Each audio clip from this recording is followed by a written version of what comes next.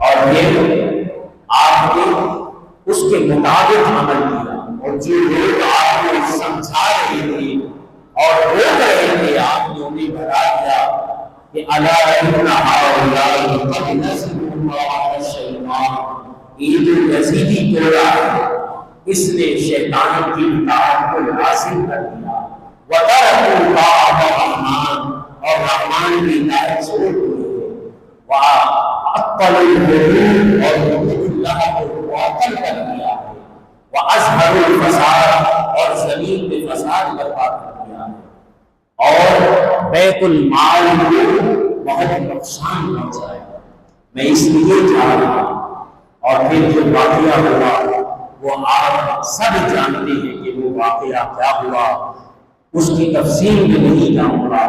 شاعر کہتا ہے روموں سے دین و دنیا سب پڑھا گئے کربلا، کہ راز دین و دنیا کے سب پڑھا گئے کربلا والے، لگا کے ضرب باطل کو مٹا گئے کربلا، اور جفاؤں پر جفائیں، بلاؤں پر بلائیں تھی، مگر وعدہ شریعت کا نبھا گئے کربلا۔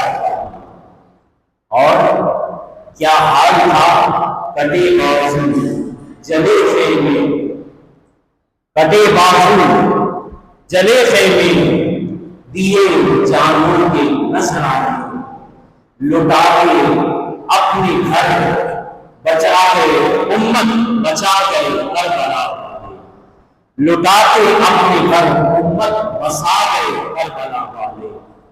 شریعت کے تحفظ کے لیے باطل سے ٹکرائے، شریعت کے تحفظ کے لیے باطل سے ٹکرائے، یزیدی سازشوں میں بت گرا گئے کربلا والے، ڈراوے موت کے دے کر ہمیں نت روکنے والوں، نت کہتے ہیں روز روز، ڈراوے موت کے دے کر ہمیں نت روکنے والوں، ہمیں جینا ہمیں مرنا سکھا گئے کربلا۔ وہ تسلیم و رضا والے، وہ تسلیم و رضا والے، نبی والے خدا والے، وہ تسلیم و رضا والے، نبی والے خدا والے، اے آصف ہر دیا حق کا جلا گئے کربلا۔ سامعین محترم، یہ واقعہ 61 ہجری میں ہوا اور آج 14 صدیاں گزر گئی۔ ضرورت یہ ہے کہ ہم وہ سبق یاد رکھیں، اور جو ہمیں پیغام دیا ہے اس پیغام پر عمل کریں۔ وہ پیغام کیا ہے جو میدان کربلا سے ہمیں مل رہا ہے؟ وہ یہ مل رہا ہے کہ زندگی میں آزمائشیں آئیں، مصیبتیں آئیں گی۔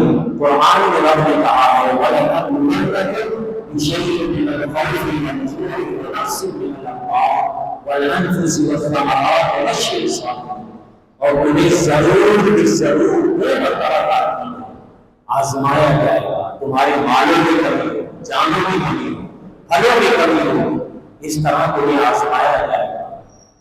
تمہیں کیا کرنا ہے؟ شکوے شکایتیں نہیں کرنا، بلکہ کیا کرنا ہے؟ بشر الصابرین، صبر کرنے والوں کے لیے خوشخبری، اور صبر کرنے والے کون ہیں؟ رب فرماتا ہے الذین اذا اصابتهم المصیبہ، کہ جب ان پر آزمائش آتی ہے تو وہ کہتے ہیں انا للہ و انا الیہ راجعون، کہ ہم بھی اللہ کے لیے ہیں اور ہم اسی کی طرف رہتے ہیں۔ یہ سب سے پہلا سبق کہ کوئی آزمائش آ جائے تو ہم نے صبر کرنا ہے، شکوہ زباں پر نہیں لانا۔ آزمائشیں آئیں گی، رب نے فرمایا قرآن میں آزمائشیں آئیں۔ آج ہم پر ذرا سی آزمائش آئے تو ہم چیخوں پکار شروع ہو، کاروبار گھاٹا ہو گیا، گھر والے بیمار ہو گئے، اور سمجھتا ہے تمہاری جب سب کچھ ٹھیک ہوتا ہے تو اس وقت تمہارے منہ سے الحمدللہ رب العالمین بھی نکلنا چاہیے۔ اس وقت قرآن کی تلاوت بھی کیا، رب کا شکر بھی ادا کیا. یہ آزمائشیں تمہاری زندگی اسی کا نام. تو پہلا سبق یہ ہے کہ صبر کرنا، صبر کا دامن ہاتھ سے نہیں چھوڑنا.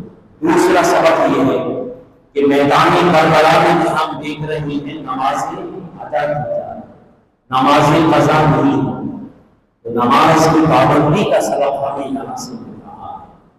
تیسرا یہ ہے کہ میدان کربلا میں بھی قرآن کی تلاوت ہو، قرآن پڑھا جائے. آج ہمیں اگر قرآن پڑھنا نہیں آتا تو ہم بے فکر ہیں، چلو کچھ نہیں، کوئی بات نہیں. ایسا نہیں. آپ قرآن سیکھیں. جب آپ دنیا میں ذرا سا فائدہ ہو تو دنیا میں آخری کونے پہ پہنچ جائے. یہاں ذرا سی بچت ہے، وہاں پہنچو. جب قرآن نہیں پڑھا وہ نہیں پڑھا. آج کون سی آپ کی راہ میں لگا قرآن پڑھیے. حضور نے فرمایا اپنے گھروں کو قبرستان بنانے سے بچاؤ، گھروں میں قرآن پڑھو. جب آپ قرآن پڑھیں گے، نماز پڑھیں گے. آپ شکوہ کرتے ہیں ہماری اولاد نافرمان ہے، آپ خود نماز پڑھتے ہیں، آپ خود قرآن پڑھتے ہیں. جب آپ خود قرآن پڑھیں گے، نماز پڑھیں گے تو اولاد کو کہنے کی ضرورت نہیں پڑے. وہ خود بخود قرآن کی طرف آئے گی، نماز کی طرف آئے گی. لہٰذا آپ خود اپنی اصلاح کی. اور پھر میری مائیں بہنیں بھی یہاں موجود ہیں. کربلا سے یہ بھی سبق مل رہا کہ کتنی آزمائشیں آئی مگر حیا کی چادر ان کے سر سے نہیں ہٹی. یاد رکھنا، حیا کی چادر ان پاک بیویوں کے سر سے ہمیں ہٹتی ہوئی نظر نہیں آئی. کتنی مصیبت، کتنی آزمائش ہے. لہٰذا پردہ یہ بہت ضروری ہے، اس کی پابندی کیجیے سامعین محترم. اور آخری بات جو بہت ضروری ہے کہ آج کل کا دور ہے میڈیا کا، سوشل میڈیا. آج ہر ایک کے ہاتھ میں موبائل ہے اور ویڈیوز آتی ہیں، اور وہ ویڈیوز بھی مذہبی لبادے میں ہوتے ہیں. آپ کو نہیں پتا یہ صحیح ہے غلط ہے، آپ اسے دیکھتے ہیں، آگے شیئر بھی کر دیتے ہیں اور اس پر بعض اوقات عمل بھی کرنے لگتے ہیں. جیسا کہ میں نے جمعے میں بھی بیان کیا تھا کہ جیسے ایک عید غدیر ہے، یہ عید غدیر ہمارا نہیں ہے، یاد رکھیے گا. ہماری حدیث غدیر ہے. عید غدیر میں اور حدیث غدیر میں کیا فرق ہے سن لیجیے. یہ جو عید غدیر منانے والے ہیں یہ ان کا مطلب یہ ہے کہ پہلے آپ انکار کرو حضرت ابو بکر کی خلیفہ اول ہونے کا، حضرت عمر کے خلیفہ دوم ہونے کا انکار کرو، حضرت عثمان کے خلیفہ ثالث ہونے کا انکار کرو، حضرت علی کے خلیفہ رابع چھوٹے خلیفہ ہونے کا انکار کرو، اور حضرت علی کو پہلا خلیفہ مانو. یہ ہے عید غدیر منانے والوں کا مطلب. اس لیے منا، حالانکہ حدیث یہ نہیں ہے. حدیث غدیر ہے من کنت مولا فعلی مولا، جس کا میں مولا اس کا علی مولا، جس کا میں آقا اس کا علی آقا. سرکار کا یہ مطلب نہیں تھا کہ میرے بعد علی خلیفہ ہوں گے، ہرگز نہیں. یہ انہوں نے دے دیا، یہ ہمارا مطلب نہیں ہے.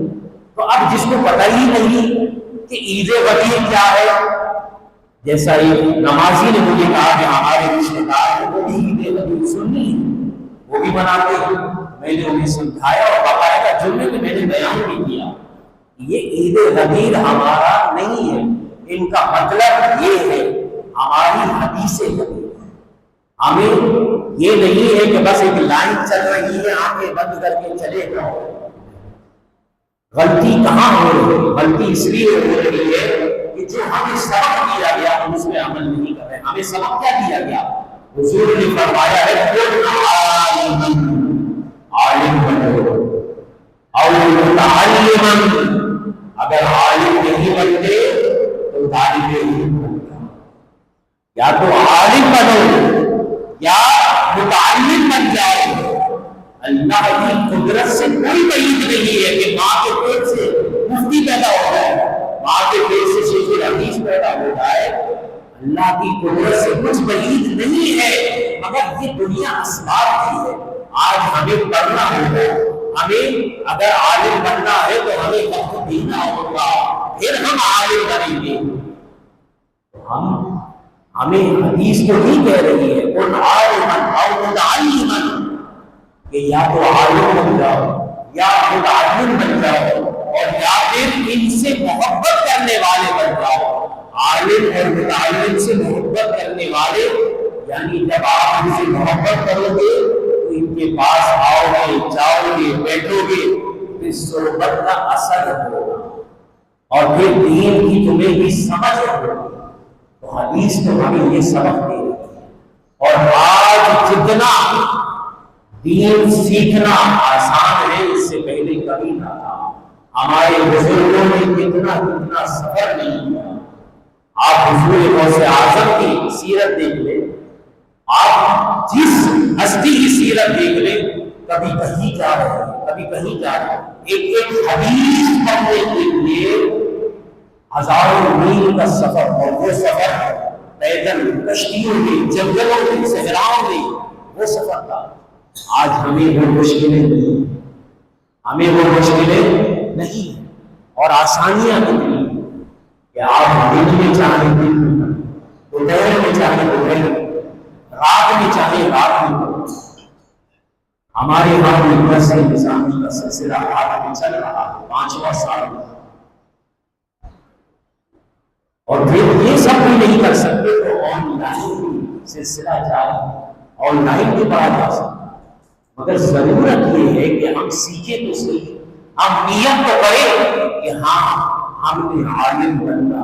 اگر نہیں بنتے تو اپنے گھر میں سے کم ایک بیٹا، ایک پوتا، ایک نواسا اس کے وقت کو ضروری ہے۔